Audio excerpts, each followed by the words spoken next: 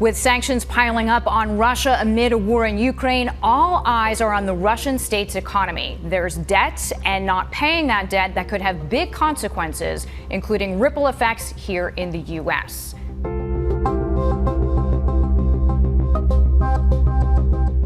If you count everything, corporate debt and sovereign debt, that's what the government has borrowed, it is in the hundreds of billions of dollars.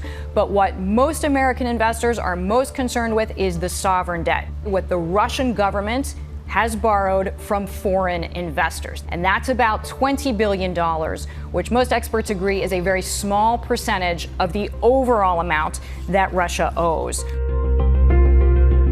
In this case, the borrower, Russia, would not pay its lenders on time. It's that simple. The reason that investors are very focused on this is because Russia owes money as of March and April. They get a 30-day grace period to try to pay some or all of what they owe. But then after that 30 days, if 25% of its creditors decide that they haven't seen anything from Russia, the bonds are then going into default. Under normal times, non-war times, this gets worked out in a kind of bankruptcy court where there's suits and countersuits, and both parties agree on a compromise that both sides can live with. It is unclear in this particular situation with Russia at war, even if they have any incentive to pay. Two words: sanctions and isolation. The West has put such strong sanctions against Russia, which include freezing accounts that Russia would have access to help pay off its debt. Russia is also really isolated from most of the world's global financial system. Those two facts make it more likely for Russia to default on its debt.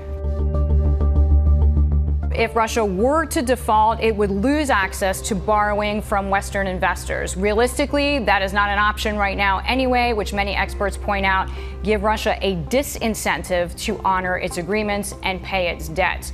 Russia can borrow from China, which does not have heavy sanctions against it. As for internal effects, we've seen the price of the ruble drop by more than half in the past 3 weeks. One expert told me Putin has essentially destroyed the ruble. As for Russia's own growth, its GDP will probably shrink by about 15% this year alone. Most experts say very little. The bigger concerns for the U.S. economy are really about inflation, the cost of food, the cost of fuel, and supply chain disruptions. For example, there's one Volkswagen plant, the biggest one in Germany. It has had to stop production because there is a harness that is only made in Ukraine that it needs to go into the cars.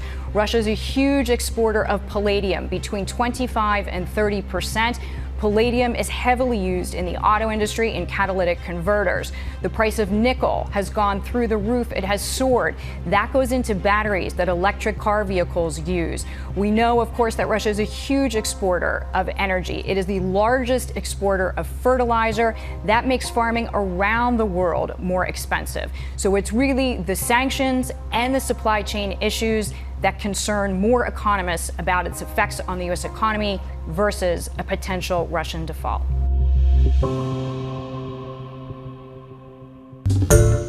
Hi everyone, George Stephanopoulos here. Thanks for checking out the ABC News YouTube channel. If you'd like to get more videos, show highlights, and watch live event coverage, click on the right over here to subscribe to our channel, and don't forget to download the ABC News app for breaking news alerts. Thanks for watching.